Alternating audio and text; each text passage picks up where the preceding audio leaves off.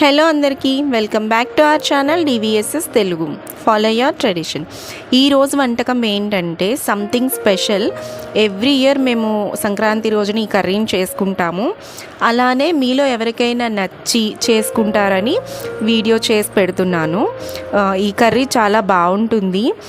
దీన్ని కలగూర అని కూడా అంటారు. చాలామంది చేసుకుంటారు. ఇది మా ఇంట్లో చేసుకునే స్టైల్. నేను మీకు ఇక్కడ చూపిస్తున్నాను, చూసేయండి.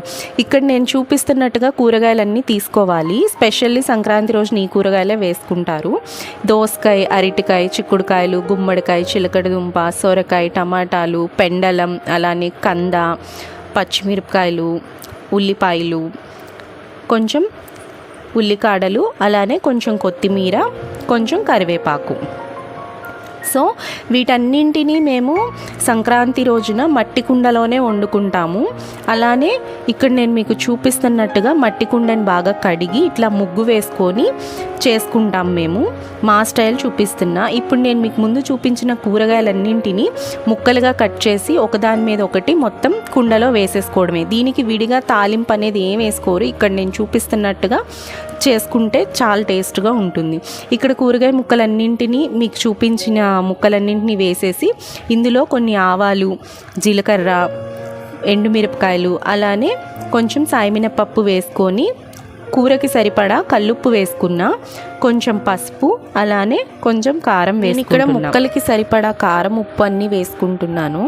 ఇప్పుడు దీనికి కొన్ని ఉల్లికాడలు, అలానే కొంచెం కొత్తిమీర వేస్తున్నా, కొంచెం కరివేపాకు కూడా. ఈ కర్రీకి అన్నీ మనం ఇప్పుడే వేసేసుకుంటాము. ఆయిల్ కూడా ముక్కలకి ఎంత సరిపోతుందో అంత ఆయిల్ని వేసేసుకొని ఇలా రెడీ చేసి పెట్టుకున్న ఈ కుండని మనం స్టవ్ మీద పెట్టేసుకొని స్టవ్ ఆన్ చేసేసుకొని సిమ్లో పెట్టి చేసేసుకోవాలి. మూత పెట్టుకుంటే ఆటోమేటిక్గా అన్నీ మగ్గిపోతాయి. ఇంకా మనం మళ్ళీ ఒక్కటి కూడా యాడ్ చేయాల్సిన అవసరం ఉండదు. మట్టి కుండ కాబట్టి అప్పుడప్పుడు ఇలా కుదుపుతూ ఉండాలి. వెంటనే గరిటెని పెట్టకూడదు. ఇలా మూత పెట్టుకొని కూరగాయ ముక్కలన్నింటినీ బాగా మగ్గించుకోవాలి. ఇక్కడ చూపిస్తున్నట్టుగా చేసుకోండి. మనం ఇంకా దీంట్లో మళ్ళీ ఒక్క ఇంగ్రీడియంట్ అనేది కూడా ఏమీ వేయం. మధ్య మధ్యలో ఇలా తీసుకొని కూరని కదుపుకోవాలి. ముక్కలు అనేవి మగ్గిన తర్వాతే ఏదైనా గరిటెని పెట్టి ఇక్కడ నేను చూపిస్తున్నట్టుగా మొత్తం కలుపుకోవాలి. వెంటనే గరిటెను కూడా పెట్టేయకూడదు. ఈ కర్రీకి మట్టి కుండ కాబట్టి చక్కగా ముక్కలన్నీ బాగా కుక్ అవుతాయి. ఇలా ఒకసారి ముక్కలన్నీ మగ్గిన తర్వాత ఒకసారి కలుపుకొని కూరకి సరిపడినన్ని నీళ్ళని వేసుకోవాలి. నీళ్ళని వేసుకున్నా కూడా ఒకసారి కలుపుకొని మూత పెట్టేసి వదిలేసేయటమే. లో ఫ్లేమ్లోనే చేసుకోవాలి. ఇక్కడ మూత తీసి చూపిస్తున్న సౌండ్ అబ్జర్వ్ చేయండి.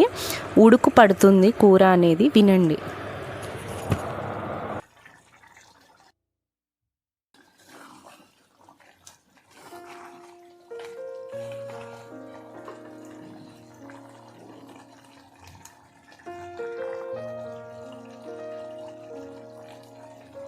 కూర ఉడుకుతున్న సౌండ్ విన్నారా? ఎంత బాగుందో. ఇంకా మనకి కర్రీ రెడీ అయిపోయినట్టే దగ్గర పడితే. సో కొంచెం కొత్తిమీర, అలానే ఉల్లికాడల్ని వేసుకొని ఒకసారి కలుపుకొని స్టవ్ ఆఫ్ చేసేసుకోవడమే. ఇక్కడ నేను మట్టి కుండలో చేసుకుంటున్నాను కాబట్టి నేను స్టవ్ ఆఫ్ చేసేసిన కొంచెం ఉడుకుతున్నట్టు అనిపిస్తుంది. సో స్టవ్ ఆఫ్ చేసేసి ఇంకా మనం పక్కన పెట్టేసుకోవటమే. చూడండి, నేను స్టవ్ మీద నుంచి తీసేసిన తర్వాత చూపిస్తున్న కర్రీ ఎంత బాగుందో. ముక్కలన్నీ బాగా ఉడికాయి. అండ్ మేము ప్రతి సంవత్సరం సంక్రాంతికి ఈ కూరని చేసుకుంటాము.